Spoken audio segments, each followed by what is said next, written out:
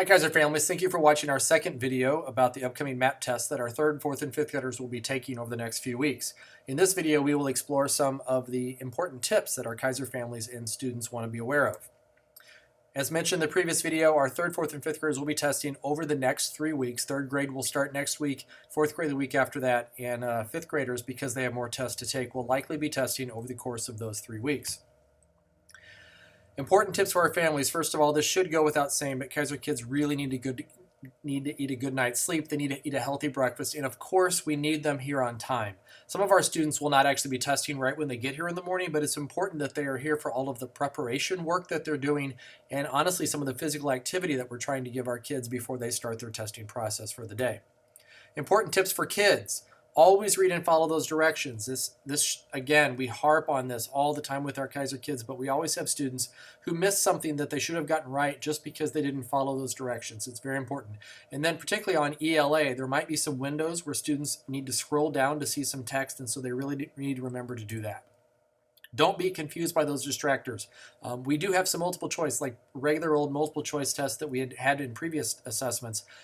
So Kaiser kids need to be aware of when some of those distractors are just there to confuse them, and then they need to use the cross out button so they can eliminate some of the answers that they know are wrong. They have to take their time. For the first time ever that I can remember, we have statewide assessments that are untimed completely, and so students can use all the time that they need.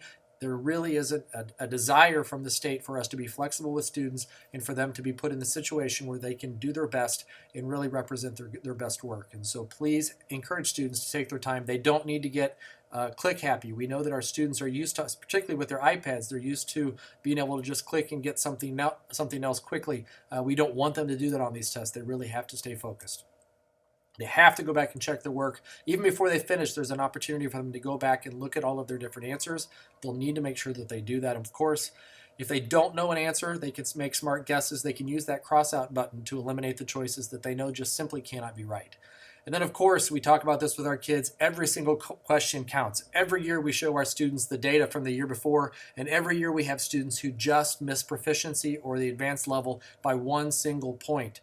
And that we show them that to really help to drive home the point that one question can make a difference. It could be the first question, it could be the last question, or something in between. But if they find themselves thinking about what they're having for lunch that day, or who might be coming over, or did somebody say something about them at recess, they need to just not answer questions at that time, because that zoning out could lead them to not do their best on every single question, and that's really important.